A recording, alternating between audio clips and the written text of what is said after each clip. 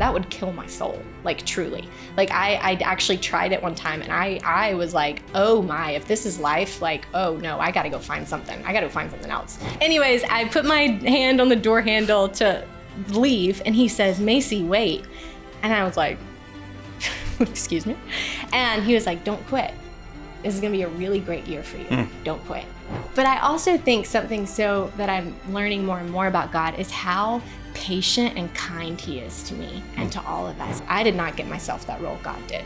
So if God gave me that role, I had to go into it with the confidence that it was from him, then he would give me everything I needed to do it. And he did. Oh my gosh. Well, hello, my friends, and welcome to the Live Inspired podcast with John O'Leary. So over the 8 years it took to bring our film Soul on Fire to life, the question I was most frequently asked by friends and fellow producers was, John, who do you want to play you? But it wasn't the actor portraying me that I cared most about. It also wasn't the actor who portrayed Hall of Fame announcer Jack Buck, who changed my life, ultimately played by William H. Macy, that I cared most about.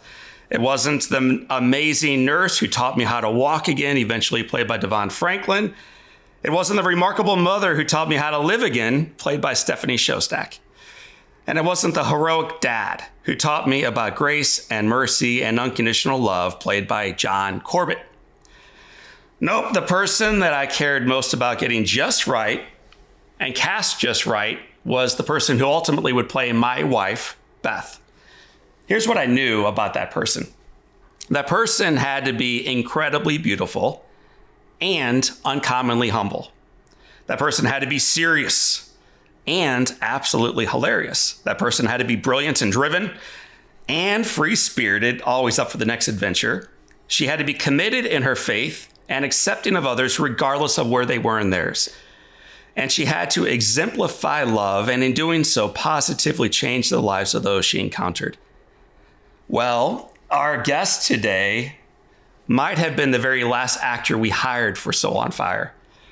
She's the woman who portrays Beth O'Leary in the Soul on Fire, and her name is Masey McLain, and she is not only an incredibly talented actor, she's one of my dearest friends. So I welcome my friend to my friends. Her name is Masey McLain. Macy, portrayer of Beth O'Leary in Soul on Fire, welcome to Live Inspired.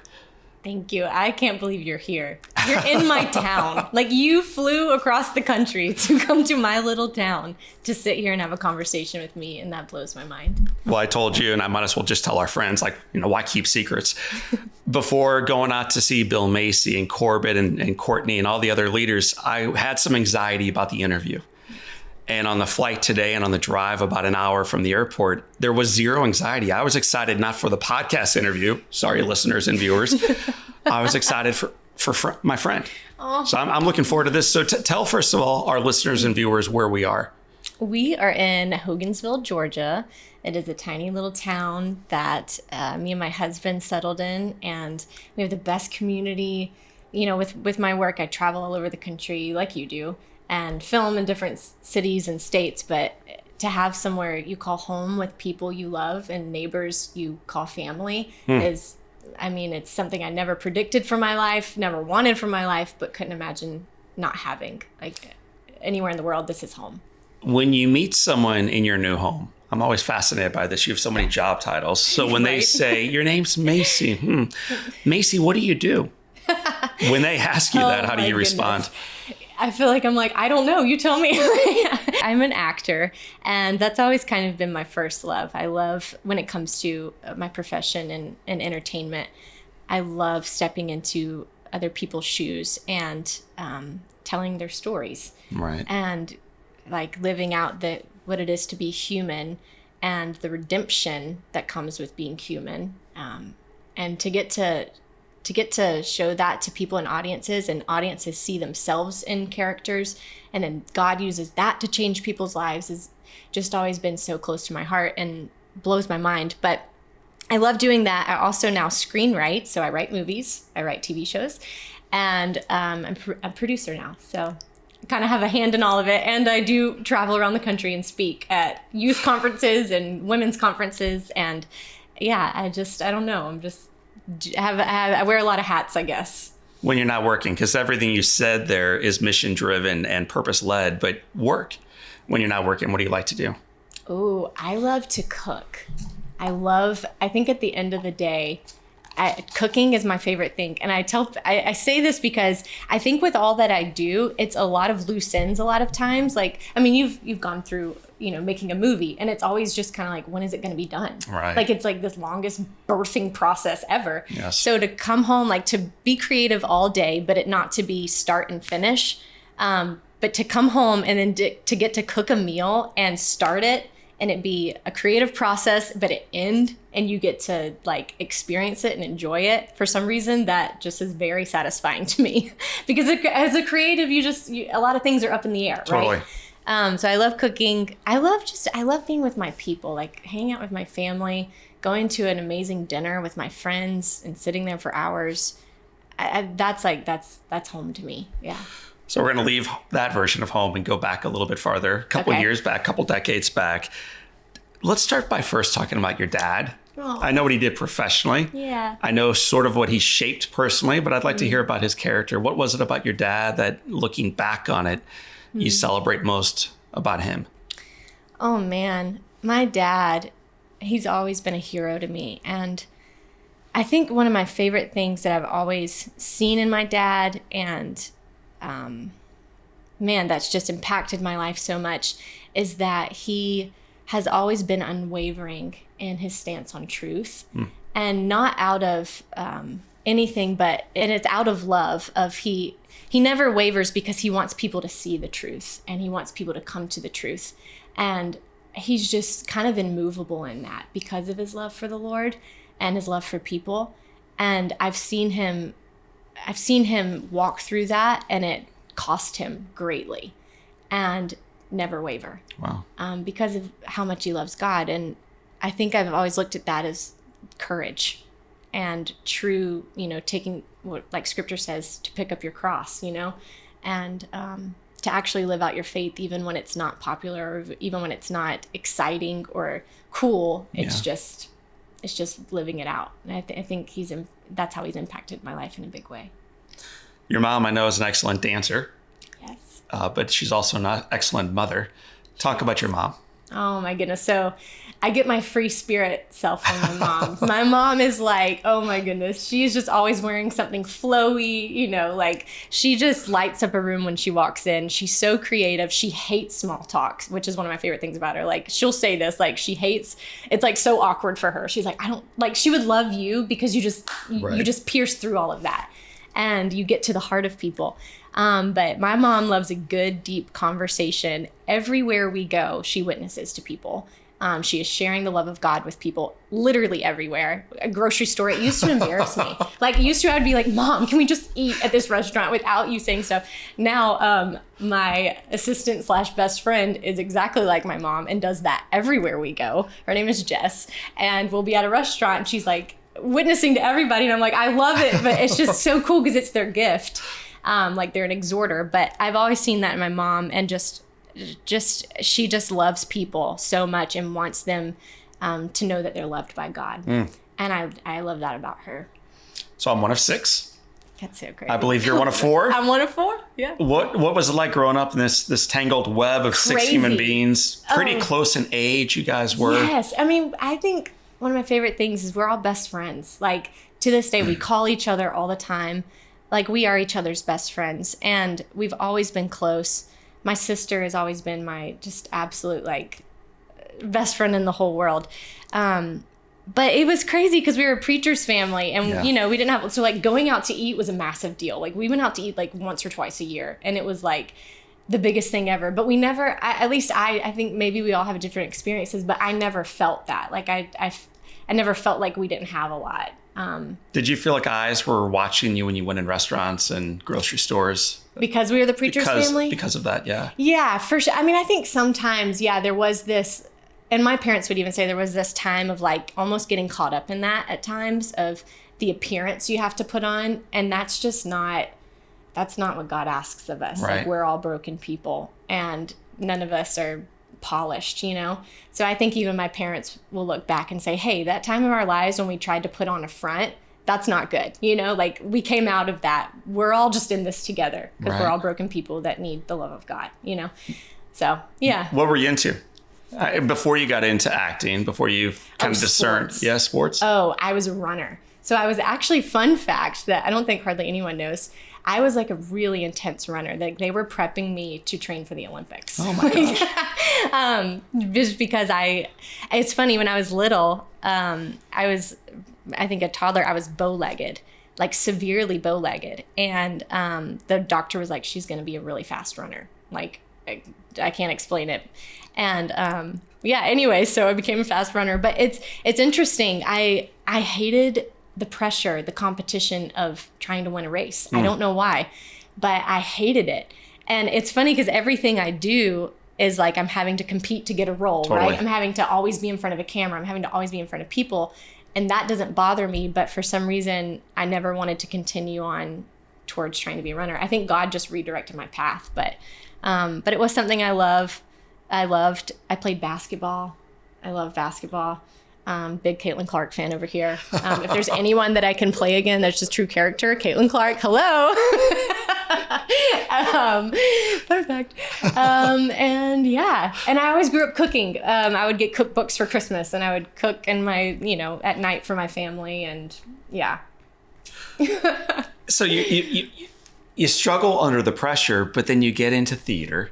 Yeah. And that doesn't seem to coalesce. No, and that's funny. Like, I loved it. Like, I felt like I came alive disappearing into these other characters. That's like, and I love that about being on set. Like, I can be on a set, and if I'm about to do a heavy scene, I will go off into the corner and, and Jess is sitting right here. She's seen me do this and like just start crying, and I don't care that 10 people are watching me and being like, what is wrong with her? Yeah. And I'm just like, I'm in my own world.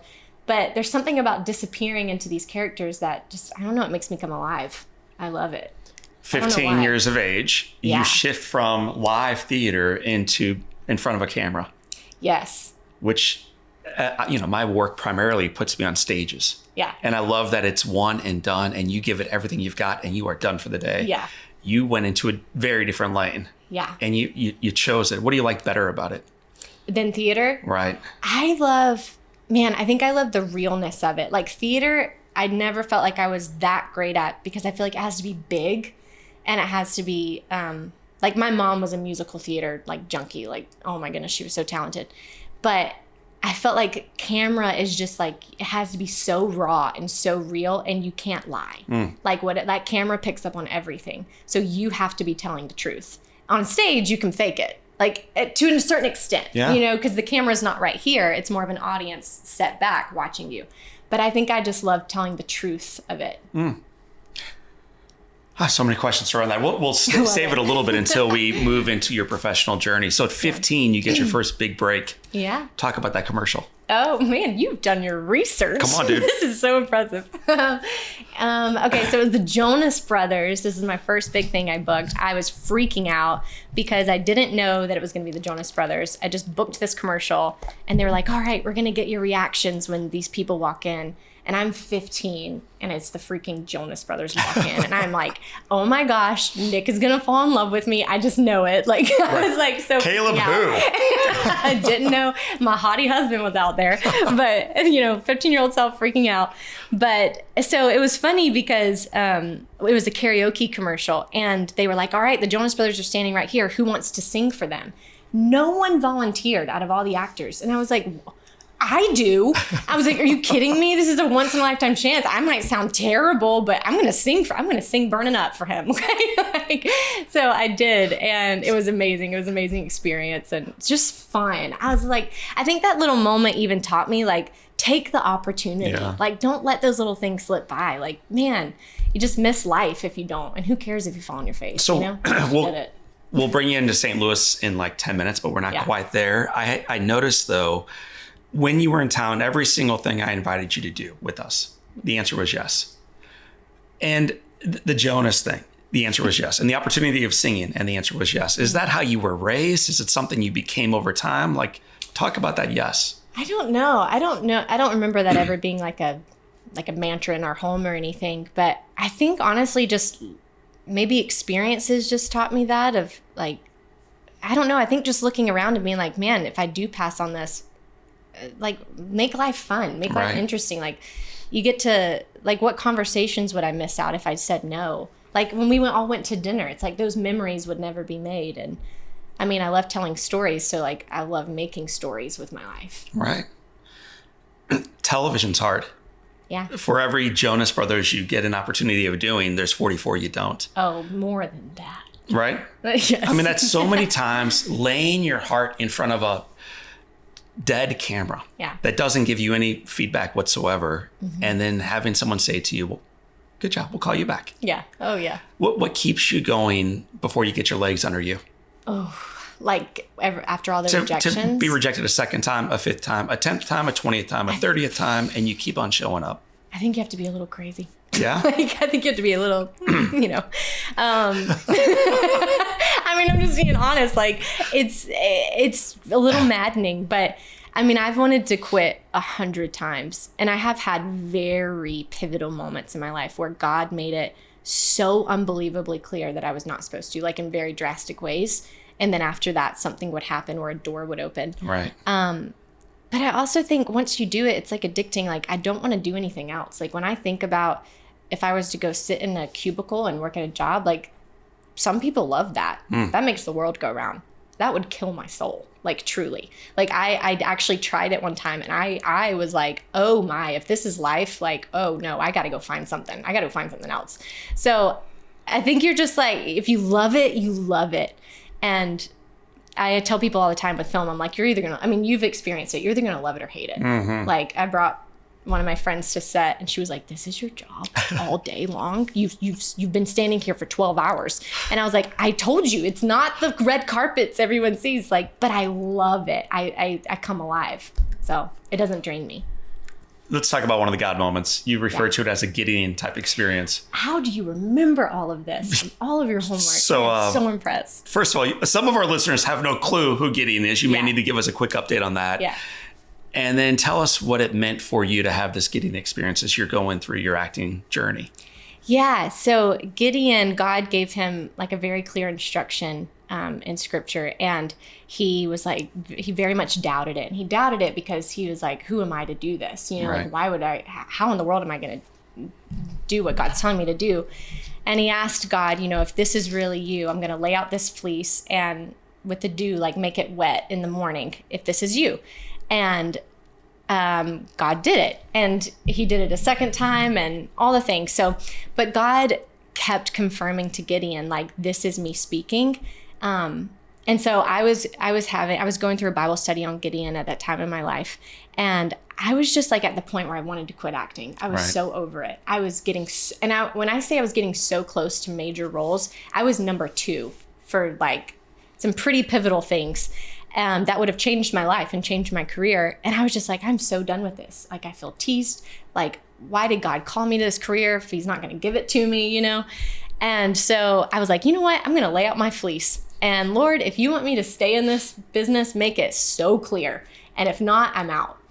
And I do want to preface this because I don't like to encourage people to like go test God, because I think scripture even says, like, you know, don't test the Lord your God, you know. But I also think something so that I'm learning more and more about God is how patient and kind he is to me and to all of us. Like, he's not some God that's looking down and saying, figure it out. If you do this wrong, I'm going to do this. And I'm going to, like, if you don't figure out this maze I've put you in, you're going to get in trouble. Like, that's not God. I think he's such a loving father. He's a friend. He's a savior. He's with me. And he loves for me to work out my salvation with him. So I think in his kindness, he met me in that moment. And even though I was testing him, he was so kind to me. And I was like, okay, God, I'm going to go to this audition. And if this casting director says to me to stay in the business, I will stay. And if he doesn't, I'm out. This is my last thing ever. And the thing about casting directors is casting directors never, ever say anything to you. It's La La Land. Have you seen La La Land? They're eating terrifying. a sandwich. They're just like, horrible. okay, bye, huh? You know, great job. Sometimes great job. Sometimes nothing. Anyways, so I did my little Papa John's commercial, first of all. My fleece was a Papa John's commercial. Like, this is how low the bar was. Like, so I did my little thing, and he didn't say anything. And so I was like, okay. And in my mind, I was like, here we go. Side note, I also brought 2 friends to the audition who sat outside the door to listen, because I was like, if he says something, I don't want to make it up in my brain or second guess myself. I need you guys to hear. So this room of auditioning is filled with all these girls that look just like me, because we all look the same going into for the same role. And then there's my 2 friends. And the casting director was like, why are your friends here? And I'm like, don't worry about it. It's fine. It's just my fleece. Like, no big deal. Anyways, I put my hand on the door handle to leave. And he says, Macy, wait. And I was like, excuse me. And he was like, don't quit. This is going to be a really great year for you. Don't quit. And I was just floored, because, again, God in his kindness just entered that room and spoke through this person who I don't even know if they know God, but it was so amazing. And I walked out the door and my friend's eyes were literally like 3 times the size. And we're all like, the fleece, God answered my prayer. And all these girls are staring at us like, what the heck is wrong with these people, and we're just jumping up and down. But yeah, after that, I ended up a process of auditioning for the lead role in I'm Not Ashamed, which was a movie that changed my life. And I can't believe I got to be a part of. So God kept me in it. It's such a good story. Yeah. All of it. And it's leading you into this important role. Talk about who Rachel is. Oh my goodness. So Rachel was truly a normal kid. That's my favorite thing about it. There was nothing magical, special, like, about her. She was a normal girl that decided to live her life for Jesus. And she decided to set souls on fire, like, not to bring it back to that, but truly. And she loved people. She loved people so hard. And the person that was in front of her, she loved.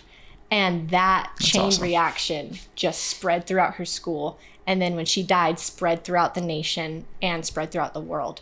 So I think my favorite thing to tell people about Rachel is that, like, you can be Rachel. She wasn't just some magical person. Yeah. That's how we're all called to live. She's a 17-year-old girl that changed the world. Where'd she go to high school? Columbine High School. Thank you. It's a very pivotal part of the story. She went to Columbine High School, which was the first or the second mass shooting in the United States. It was really the first to get like national attention like that. But she died when the gunman held a gun up to her head and said, "Do you believe in God?" And she said yes. And then they killed her. And we know that because she had a friend sitting with her, and he's still alive today. So he tells the story of how she died. Yeah. It's so heavy. And if it's fiction, it's intense. When it's real life, it's transformational. Yeah. There's a mother involved here. And you're portraying her little girl. Oh my There's a goodness. brother involved here. There's a dad. Yeah. There is a friend who watched it happen, heard it go down, heard the gunshot, and then the many gunshots that followed. And at the center of this universe now is a camera crew re-portraying this, and you're Rachel. What's it like to take on that weight? Oh my word, it was daunting. It was a miracle I got that role, actually. I auditioned for that role for about a year. Yeah. And they actually casted somebody else. But I heard so specifically from the Lord in my heart one morning that he would fight for me and that I would get this role. The only person I told was my mom. And I was like, I don't know how, because someone else has already been cast. I don't know. And then a few weeks later, I got a call, and one of the executive producers was like, I called everything off. You're the girl. There's no doubt. So I think the reason I was able to do that role was because I could look back and see there was actually nothing I did to get it. Like, I did my best, and I trained, and I worked hard. But at the end of the day, I did not get myself that role. God did. So if God gave me that role, I had to go into it with the confidence that it was from him. Then he would give me everything I needed to do it. And he did. Oh my gosh. Like, I had so many insane experiences on set where I remember when we filmed the shooting scene, I have never, and it makes me want to cry thinking about it, but I haven't taught this in a long time. I have never felt the tangible love of God like I did in that moment, filming the shooting scene. And it was like I felt God's nearness And it was, I mean, I know God is with us at all times, but there are certain times where you feel his presence even thicker. And I was like in a bubble that whole day. And I was like, oh my goodness, the love of God. Like he was so near to her in that moment, and he had her. Like she wasn't scared, I don't think. So yeah, wow, I haven't talked about that in a long time. You got me crying. You were told, well, first of all, feedback from the film. Yeah. What have been some of the responses from young folks and teachers and community members who've watched the film? Incredible. I mean, our prayer going into it was that we prayed that people would go see that film or click on it with streaming and not even know why. Right. So I had messages and producers had messages. There was like one in particular that sticks out was like a firefighter that was like, just like not the typical person that would go click on this movie. Like you see me on the cover, it's like a girl, you know, like. You're 9 years old, I think, at that time. Right? You were so youthful young. looking. No, I'm old. I'm just kidding. Right. Now she plays senior citizens that married John O'Leary. She's really gone downhill since. I can't. Oh my gosh, you're so funny. But yeah, he like sent in a message and he was like, I don't know why, but I clicked on this movie and I am weeping on my floor and my life is forever changed. Yeah. So we had countless messages like that of people being like, I don't know why I went to the theater, but I did. And my life, I'll never be the same. So the feedback was cool because I think it did. It's a movie that the thing about movies, and especially Soul on Fire is going to do the same thing. They live forever. Like you never know who's going to turn it on in their living room and who's going to be weeping on their floor and whose life and community and church and world and school and workplace is going to be completely altered because of a story you got to tell.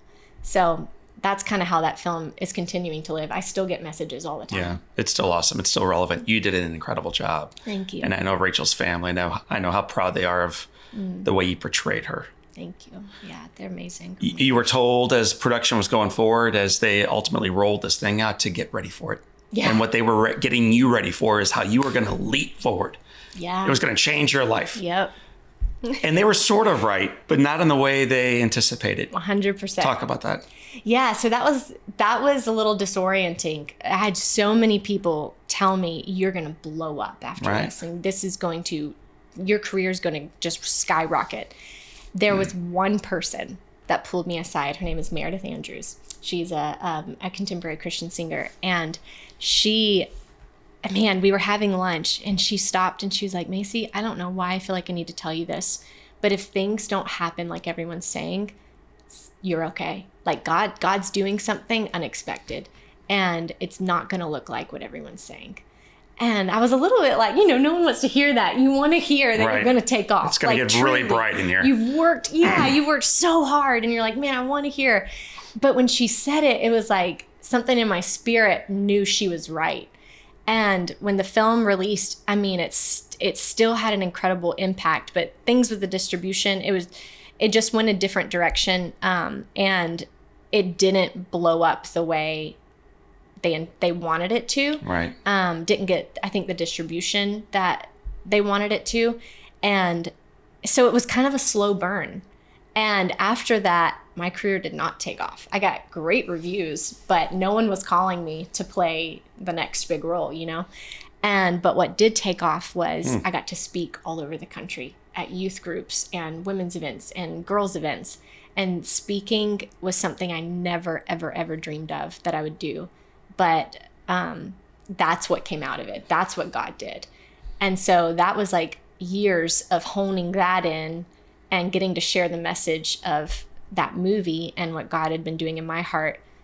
And then that led into different film stuff. But there was about a 4-year gap where I was just kind of like in no man's land film-wise. And I was like, am I ever going to act again? Like, at least something take off, Right. So it was hard. Oh my word, it was hard. It felt like a wilderness and I was so confused. But I also knew God was doing something and I knew the speaking was the route I was supposed to go at that time. It's impossible to imagine the future different than the present we're currently living. Yeah. Had it taken off, do you see now more clearly how that could have been negative in your life? Yeah. I mean, I do think I never would have realized how much I love communicating, like at these youth groups and at these conferences. I never would have realized I loved teaching. Like all those things that God honed in that season of my life never would have happened. I would have just gone film to film to film to film. Right. And so now it's kind of ingrained in what I do and goes alongside my film work. Right. So yeah, there's a season for everything, right? Like Ecclesiastes says that. Like there really is a season for everything. It's just not the seasons we want, but they're what we need. So here you are speaking and writing and speaking to youth groups, and you decide, you know what, it's time to go all in. I'm moving out to LA. Yeah. Why make that decision? Oh my goodness. Well, I think I was really I went through like a pretty horrific breakup. So that I was just like cutting things off in my life that didn't need to be there anymore. Right. And I truly felt a massive shift. Like God was saying, okay, now you're about to step into something new. And every other time I tried to move out to LA, just doors shut and shut and shut and shut. And it would have been about 4 years, I think, since I'm Not Ashamed we filmed. And on set, there was a girl named Taylor Kalupa. And she played one of the frenemies, like little mean girls, but kind of became a friend. And we actually didn't get that close on set because I had to be so focused on my role I was playing that when everybody went out for dinner, I would need to go home and read my script, and get ready for the next day. But during filming, she told me, she was like, listen, if you ever move out to LA, you can live with me. And I was like, I remember at the time, I was like, man, it was so like, who says that? Like, you barely know me. Like, what? But it was just so generous. And I really believe, like, it was just like, I don't know. I really believe God just led her to say it. I don't know. And so I called her up out of nowhere and I was like, hey, it's Macy. Can I come live with you? Masey McLain. Yeah. 4 years ago. Yeah, 4 years ago. I'm brunette. Unashamed. Right. Yeah. We did a film movie. Great. We had dinner like once in between there. But yeah, I said, can I come live with you? And her immediate answer was yes. She said, absolutely. So I moved out there. We shared a tiny little room. We shared a closet. We shared a bathroom. We shared everything, like anything you can imagine in LA. Because LA is not, like, there's no room. Like, it's very small. But we were on the water. It was beautiful. And we became really close. Like, we're so opposite. Like, our personalities, if you knew us, we are the most opposite people, but our core is the same. Like, our hearts are the same, I think. I don't think, I know, like it's like a kindred spirit, right. So we lived together and I moved out to LA and I booked a TV show pretty quickly. And it was a TV show based on a book series that I fell in love with in high school. So when I found out they were doing a TV show, I called my manager and I was like, I have to do this. And I booked it. I think most of us know the name of it, but why don't you brag on it for a moment? It's The Baxters. It's written by Karen Kingsbury, and my all-time favorite character was Ashley Baxter. And I got to play her, which was crazy. So before you fly out there, you're doing basically one final speaking event. Yeah. Just get this thing out of your, empty out the bag entirely, and you meet some dude. You mentioned pruning. You've been pruning. Oh, gosh, yeah. Scorched earth is behind you. You are moving forward to LA, and then you meet this kid named Caleb. Oh my goodness. Enter the man. Oh man. So we actually, we were both speaking at a conference, and he flirted with me and I flirted with him. I thought he was really cute, but I was also like, I'm not dating right now, so just keep your distance. And he asked me on a date, and I said no. I said, I'm moving to LA to chase my dreams. But actually, this is something I don't think I've ever said in an interview or anything. But at the time, for some reason, like separately, sunflowers were a really big deal to both of us. It sounds very strange. Every time I saw a sunflower, I was reminded of God's faithfulness. Wow. I don't know why. It was like, I even have it on my Instagram. Like, sunflowers were just really prevalent for me then. It was just a constant reminder that God was faithful. Sunflowers for him, for some reason, I need to go back and ask him why, it reminded him that God was close, like God was near him. And separately, neither of us knew that sunflowers were a thing. I know this sounds so bizarre, but just go with me. We walked at this speaking event. He asked me, he was like, let's go get coffee. We were trying to find a coffee place. I found a coffee place, whatever. And we were with like one other person. We walk into this coffee shop. There are sunflowers from the top of the coffee shop to the bottom. I've never seen anything like it. Decked out in sunflowers. I'm thinking, what is happening? Like what? And then he's thinking the same thing. And we're both like having this sunflower moment. And he's also like, I'm never going to tell you, like, I like sunflowers. Like, he's like, I'm a man. Like, you know what I mean? I'm not going to be like, sunflowers are my thing. But it was crazy. That is so awesome. It was crazy. When did you connect on that? When did you both admit what was going on? Gosh, it was like, I think when we were like, you know, like pretty, dating, we were like, remember that coffee shop with sunflowers? And I was like, sunflowers are a thing for me. And he was like, you're joking. And then he brings out his phone and he has like a list. I hope he's okay with me saying this. He's fine. He has like a list of times in his life where God used sunflowers to speak to him. And he was like, that was a moment that I knew. He was like, I can't explain it, but that was crazy. So that was wild. I still said no, though, to the date, even after the sunflower moment. Right. Moved out to LA, and this man just pursued the heck out of me. Like, he flew out to LA, took me on a date in Malibu for Valentine's Day. We still barely knew each other. Man, all these people I barely know are like, live with me? Like, let me fly out to LA and take Macy's an unusual person. Like, now you know why we cast her as Beth. So, oh my gosh, you're so funny. So yeah, he took me on a date and we went to Malibu, and truly the rest is history. We got engaged 8 months later. Yeah. All right. So there's kind of a checkered list of things I need to go through with you quickly. Okay. The first one is this. You offered to pick me up at the airport today. Of course. And I should have. Well, I turned you down because I know your driving record. Oh gosh. So when you were 15, at least in Missouri, we do this. I'm assuming in Georgia too. You get your permit, then you take your test, and most of us pass the first time. How do you know this? Did you pass the first time? Where did you see this at? Did I say this somewhere? I don't know. No, I failed. This is not your interview. I failed twice. I failed my driver's test twice. I heard maybe even 3 times, but all right. Okay. At least twice. Okay. Actually, you're probably right. Yes, because I did film. Yes, you're right. Actually, I stand corrected. Thank you for that, John. 3 times. And the 4th time, I guess, I was about to fail. I kept hitting the cones. And okay, but to be fair, I was taking this test in a minivan. It's my favorite part of it. A massive like spaceship of not even a minivan. It was called a minivan. This was a spaceship. And I was hitting cones, and I was like, these cones shouldn't even be behind me. Like, anyways, this lady's about to fail me. And I look at her and I was like, she was like, well, honey, tell me something about your life. And I was like, well, I get rejected a lot. I was like, I'm in the acting world and it's a lot of no's. It takes a toll on you. I really milked it for all it was worth. And I just made this lady feel so bad for my little rejected heart.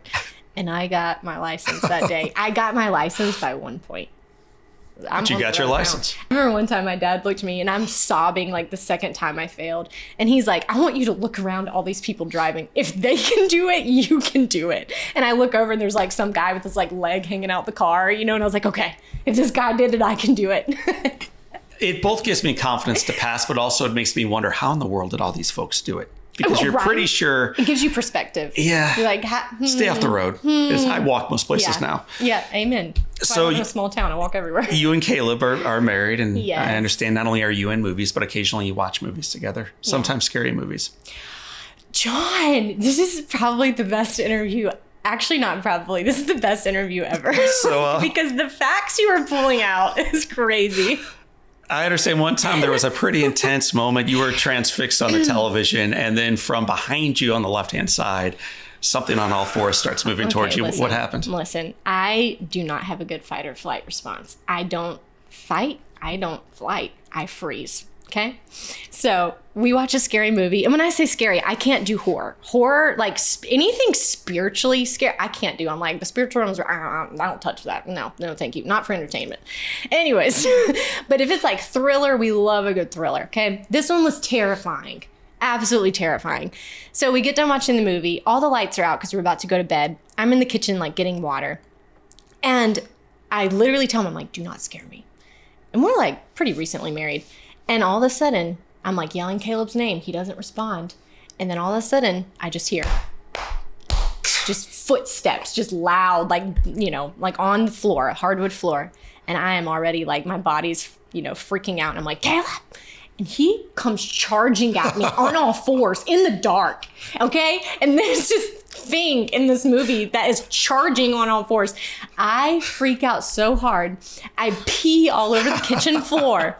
All over the kitchen floor. I have a glass in my hand that I'm about to smash on his head. So probably almost killed him, to be honest. Pee all over the kitchen floor. He's horrified. And because he's like, oh my word, I didn't expect this. Like, you told me you didn't like be scared, but wow. And then I start hyperventilating. And then that turns into uncontrollable laughter. So I'm sobbing, there's pee everywhere, I'm laughing, and it's just, your body just freaks out when you think you're about to die. Apparently, when you think you're about to die, yeah, you lose everything. You just lose everything. So anyways, he learned a pretty big lesson that day, not to scare me. Right. Because I don't have a good romantic response. comedies from now on. We're working on it. He's my protector, I'll say that. Romantic comedies from Well, maybe not, because he shared with me a couple things. Though. He shared with me a couple more stories. I'll only ask you about one of them. You fly a bunch for work. Yeah. And occasionally you give advice to other passengers about cell phone usage. Did you talk to Caleb?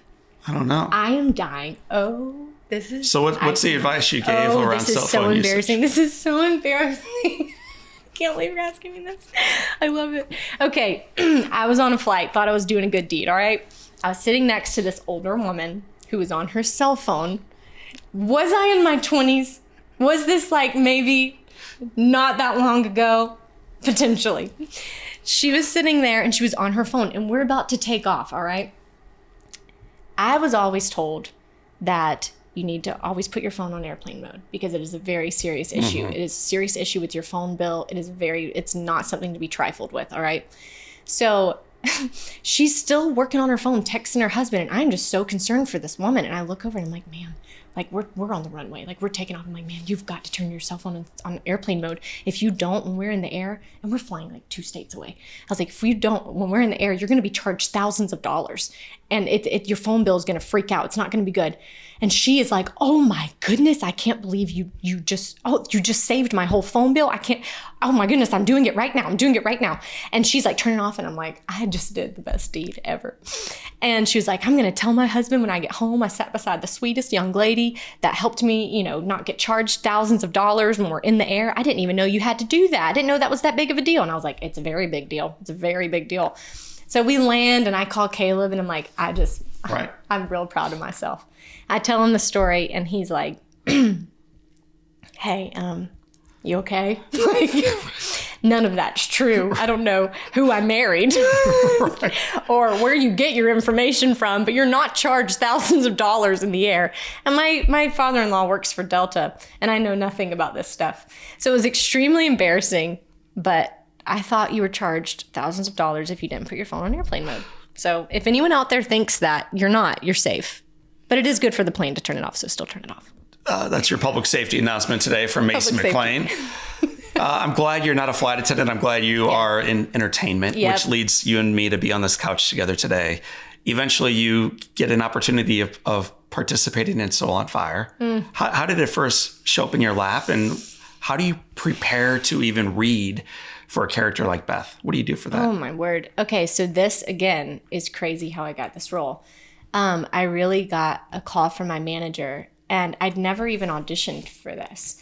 And he said, hey, you're like in the very top runnings to play this role of Beth O'Leary in this true story, and it's pretty amazing.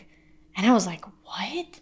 Like, how? I didn't even audition. I didn't think anyone was even considering me, because it was like, I had just filmed the Baxters, but it hadn't come out yet. I was feeling stagnant again. Again, I was in a very wilderness type season, it felt like. And I was like, that doesn't make any sense.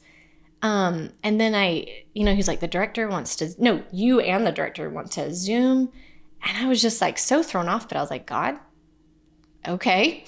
And I read the script and I was like, oh my word. Like, I think I'm supposed to do this. Like, I think this is mine to do. And I just fell in love with Beth. I fell in love with this story. And I was like, there's no other story I want to tell. Like, I have to be a part of this. And then I got the role. So I'll never forget in our audition. I don't know if you remember this, but I'm reading with Sean. I think I'm reading with Sean. Yeah. And all of a sudden after it, he's like, I don't know why I'm telling this, but he's like, Macy, can you like do the whole scene to like a lamp? Do you remember this? And I was like, okay. And he's like, just do the whole scene to like a lamp. like instead of my scene partner. Because we're on Zoom, so We're you're on looking at Zoom. the camera. And he's like, I feel awkward with you looking at us. Look off to the side. But I'm not even looking at the camera. I thought I was looking at the side. So anyways, I was like, okay. But sometimes a director does that to see if you can follow direction. I think that's what he so was I doing. think he was like, okay, can this girl do what I want her to do, even if it sounds crazy, you know? So I did it. And anyways, I got the call that I got it. And I was floored because I truly think like that doesn't happen. You know what I mean? Like just get a call out of nowhere and be like, hey, you're like the number one pick for this role when I'm in a stagnant season. We had many other actors who had read for it, and we were looking for the right one. And so anyway, you come on screen and I'm next to Beth. We're in the kitchen actually watching you. And then you do your part. Sean gives feedback. You do your part again. He gives you more feedback. You do it again. Yeah. And you're killing it each time. And then you finish and they say kind of vaguely, thank you. Like that typical bull. So finally, like I unmute myself and I'm like, I don't know about anybody else, but that was awesome. And I appreciate you doing that. And you saying that just made all the difference and made my entire world. Because again, you don't get that as actors. Well, it's crazy that they are so locked up. They can't be honest. Yeah. So anyway, that was awesome. Bringing you into St. Louis was a blast. How do you get ready when you're on set portraying real life individuals? How do you do that in this case in particular? Well, I got to Zoom with Beth before I flew out to St. Louis, and that was amazing because she was so open, and I got to, I don't know, like even like kind of not studying her the whole time she's talking, but kind of like, okay, her quirks, like her personality and like little movements she would do. Like it's my favorite thing ever. And so I was just kind of taking note as we were talking, but also just her heart. I was like, man, this is the woman, like, I don't know, like this is the woman that is just going to inspire millions and millions of people. And I can see it. Like it just came off the screen. Right. Just her heart and who she was and who she's always been, you know, like from the very beginning. And so we got to talk a lot, and she was just always there. Like if I ever had any questions, I could text, I could call. You were the same. I could text you, I could call. So there was that aspect of learning someone. And then there's also an aspect of just trusting yourself to do it. Because it can be daunting and be like, well, what if I don't do it right? Like, what if I don't do it justice, you know? And at some point, you just have to be confident that you got the role for a reason and that you are the one to portray the person. And step into it with that confidence. And so, yeah, that's kind of how I went about it and dove into it. What was your favorite memory offset? And then I'll ask you about what was your favorite moment on. But when you're not working and when you're buzzing around. Okay. One of my favorite memories was when we were all at your house and we all came over for dinner. And it was just like, it just felt like home, and it felt like family, and it felt like something so much deeper than Hollywood or just telling a story. It was like, this is real, and these are the people I want to lock hands with, and how do I get to lock hands with these people? That's awesome. And I think you felt the same thing of like from every single member of this cast and crew and producers, like it felt like the most rare and special team. Yeah. And we all just had that same heart in common, and you could feel it in the room. And I think we just all really enjoyed being with each other. Yeah. Like we really did. And we can't wait to be like, even when you showed up today, I felt like I saw you yesterday. Like how had it been a year and a half, you know? So I think that was definitely a core memory for me, is just hanging out at your house. What about on set? Oh my goodness. I loved the bowling alley day. I loved the days where I got to really step into Beth's quirks a little bit, you know? And which was my like all-time favorite, because I also share those with her. Like I feel like I'm quirky in the way that she is, which is really fun. But also, man, I think one of the most impactful days for me was when Joel is talking about his scars for the first time in the dorm room. Right. And I think just Beth not rushing that moment, just being there and loving him without any words even, like hardly, you know? I don't know. That moment was so impactful for me on set, of just like, this is true love, like being in it with someone. And yeah, the whole message of my favorite message of this whole film is seeing someone's scars that we all have, because we all have them. Physical, emotional, like mental, everything. We all have scars. And looking at someone fully broken, like we all are, and saying, I choose you. Yeah. And I love you. And you're the one. I think that's the most powerful message. That's what God did for us. That's what we do for each other. So good. Yeah. That scene in the dorm was awesome. There was a moment right before your first take where there was a weird noise. It sounded like a duck quacking. And then you apologized. And I thought, my gosh, Masey McLain has just broken wind on set. I've never been in Hollywood before. This is my first experience. And I start cracking up. The whole set is cracking up.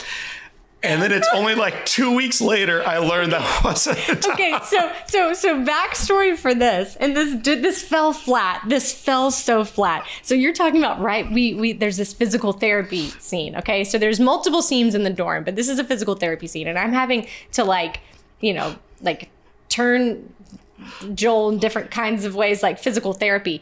And so my dad used to always do this to me. Like he would be like, "Oh, Macy, can you crick my neck or like massage my shoulder really quick? Just turn my head."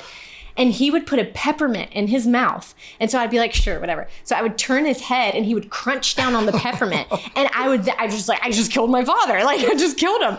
And then he would play it off, whatever. So I looked at Joel and I was like, listen, I'm going to turn your head like as you're doing this physical therapy. And when I do that, I'm going to crunch down on this peppermint and everyone's going to freak out. And I don't know why I thought that was a good idea. I was like delirious at this point. I think it was late in the night filming. I don't know. And so I did it. I like turned his head or his neck and then crunched down. And like, I think we, and then the few people in the room were the only ones that actually heard it and knew what I did and were laughing. And everyone else thought that I like you said, broke wind on set. And everyone left that day thinking I did that. And I was so mortified. I was like, it was a peppermint in my mouth. So funny. Anyways, it's cool. The days are so long, and if you don't love it, you hate it. Exactly. But it was an awesome story to tell. It was an awesome group to tell it with. You did an incredible job. When folks check out Soul on Fire in theaters, October 10th and beyond, what do you hope they walk out of there knowing about their life? Oh my goodness. I want them to walk out knowing that they were created for a purpose, scars and all. That those are the very things that God uses to set other souls on fire, and it's like a flame that just spreads. And we think our brokenness is our biggest weakness. And I think that's so cool about scripture is he says, like, in your weakness, I am strong. Like, give me your weakness. That's where I'm going to be the strongest. That's where the most powerful things are going to happen. So rather than hiding our scars in shame and burying them and stuffing them down so that no one can see them, it's like, man, no, let God invade the brokenness and you will set souls on fire with your life. Masey McLain, besides this film coming out, what's next for you? Oh my goodness. Okay, so wow, this film is, I can't tell you how excited I am for it to come out and that I get to be a part of it. So first of all, I just want to say on your podcast, thank you for trusting me. Just thank you. Like, it means the world that you trusted me to step into Beth's shoes. And I'll never, ever be able to even just tell you how much that means. I got to speak to that then. Like, you are part of our family. I mean, it's crazy because we picked this girl on Zoom who resembles Beth in character and look. And then you fly in town and we find out you're the same height. Well, that's nice, crazy? Which is really unusual because there's a scene where you might have to wear a wedding dress. Yeah. And you might have fit right into it without any alterations. Like, every single thing was just... I fit into that dress without perfectly. Nothing. Oh my gosh, that was crazy. I even forgot about that. So I none of it was really even our choice. I think it's a divine appointment. And really was. I'm glad it worked out. Amen. Oh my gosh, me too. So that's the biggest thing. Also, I like I said, I'm screenwriting, and I've recently, along with Taylor, we've gotten the book rights to a #1 bestseller. And we are so excited about it. We are producing it alongside Roma Downey. Wow. And we are about to go to networks. And it is something we are so passionate about telling. It's another story of kind of brokenness, but not being something that defines us, but the redemption that comes from it. And man, it's an impactful story. So I can't wait to tell that. It's historical fiction. And then, yeah, I have some Christmas movies coming out this year, which I'm really excited about. Macy loves Christmas. Listen, I am like the dead of summer in Georgia writing scenes in the snow with Christmas trees and Santa. I'm just kidding. There's actually no Santa so far in my movies, but it is really funny. Sometimes I have to turn on Christmas music in the dead of August so I can get in the mood. But I love it. It's so fun. So yeah, those are some things coming up. And where can people follow you? They can follow me on Instagram. It's Masey McLain. So fun fact, a lot of people think my name is Macy or Massey. It's actually Macy. It's pronounced like the department store, but spelled extremely different. So it's Maseymclain, Masey McLain. I'm on Instagram and Facebook. I've not really ventured into I know this is crazy, but I'm not on TikTok. Good. Isn't that crazy? But Stay at true. some point, I had to like trim some of it away. I was Right. like, Prune. I got to prune. focus in. I had to prune. That's it was right. just too much, you know? So Macy McLain, we wrap up with all of our actors and directors and singer-songwriters and friends with 7 questions. They're called the Live Inspired 7. Oh my gosh. Okay. So buckle up. Here we go. Question number 1. Best book you've ever read. The most impactful book you've ever read. Okay, I can't say the Bible, right? You can. If you say the Okay, Bible, I'll ask you to will pick a book genuinely within it. Okay, I will genuinely say the Bible.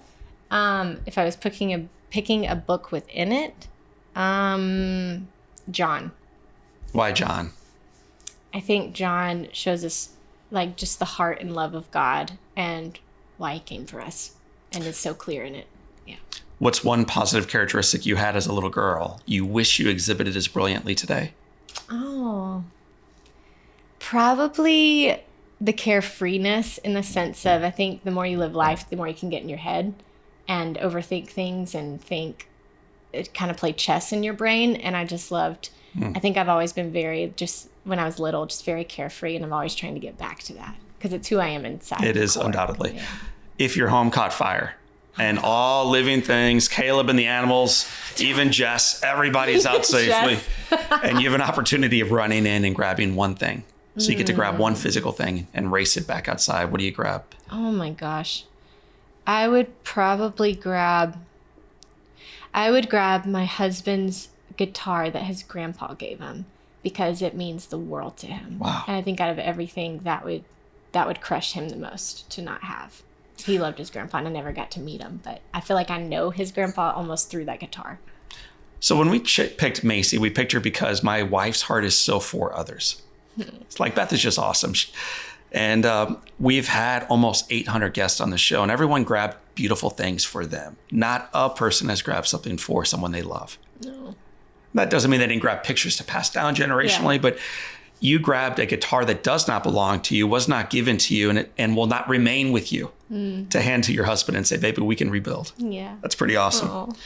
If you could sit on a bench on a gorgeous day and have a long conversation with anyone living or deceased, who would you like to be next to? Oh my goodness, living or deceased. Well, my dream came true because I'm sitting next to John O'Leary. I told you she's a pretty good Best actor. answer ever. Right.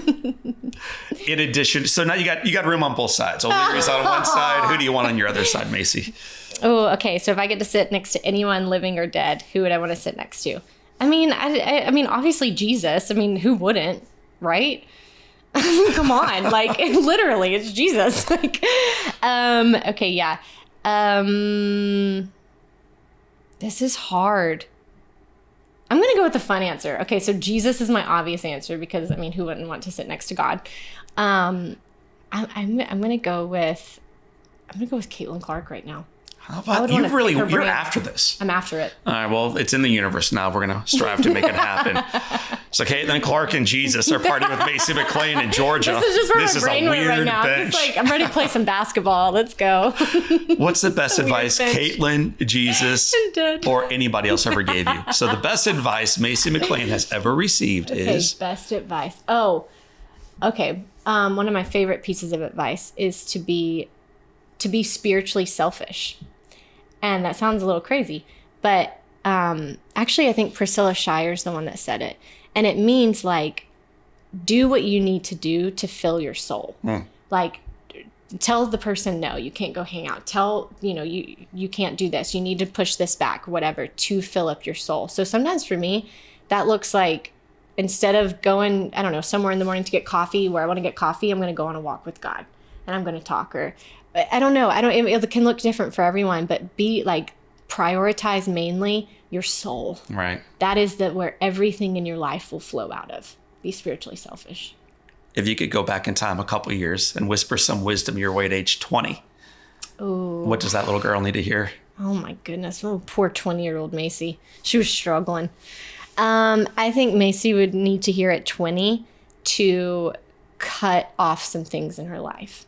Relationships that were not good and that she knew were not good. And to trust that God has the better thing. Masey McLain, star of Soul on Fire. It has been said that all great people can have their lives summed up in one sentence. Oh my goodness. How would you like your one sentence to read? Oh, I actually know this. I want, at the end of my life, I think the one sentence I would want it to say was, Macy walked with God. And that hit me because I was reading in Genesis, there's a guy named Enoch, and he lived over 300 years. And these people were brilliant. I don't believe these people were cavemen. I think they did amazing things. They probably built amazing things. They had minds and brains and souls and hearts. And out of all the things he probably could have done in 400 years, the one sentence that defined his life was Enoch walked with God. And I was like, man, that's what God decided to put in scripture about him. And I want that to be said, not all the accomplishments, because at the end of the day, I think the purpose of our lives is to walk with God. I think it's very simple. And I think everything flows out of that. That's what I'd say. Masey McLain, actor and writer and singer-songwriter and friend. Thank you for walking with God. And thank you for walking with me. And thank you for portraying Beth so that the rest of us might be liberated to walk with God also. It's a real gift that you gave us, and I can't wait for people to check it out. Thank you. My friends, that is the voice and the life of my friend Masey McLain. My name is John O'Leary, and today is your day. Live inspired. Genius! Genius! My friends, I told you on the front side of the conversation with Masey McLain, you are going to love the conversation. You're going to love her heart. You're going to love her story. And I think after hearing it, you are more clear than ever that through faith, through family, through a little bit of laughter and some effort, we can not only overcome the difficulties we face in life, but we could do great things, not only in our lives, but also in the lives of those that we serve. Masey McLain is an incredible reflection of that. If you want to make sure that you are in on all these episodes that we're having around Masey McLain and the other actors and participants who brought the film Soul on Fire to life, make sure you like and subscribe this wherever you are watching this video right now or listening to this podcast. It ensures that all these voices of Soul on Fire will arrive in your inbox and can inspire your heart and your life going forward. So like, subscribe, and make sure you get the updates alongside of us. And if you want to make sure that you are liberated and free to live boldly like Masey McLain and the lady she portrays in the film, Beth O'Leary, why not join me online right now?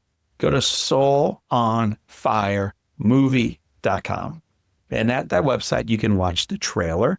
You can order tickets. You want to be really bold? You can rent out theaters for your church, for your school, for your business, for a group of folks that you hang out with and do life with. Why not celebrate this journey together with them? It's not too late. So go to soulonfiremovie.com. The film officially comes out October 10th. But a little secret information, come on, lean in close.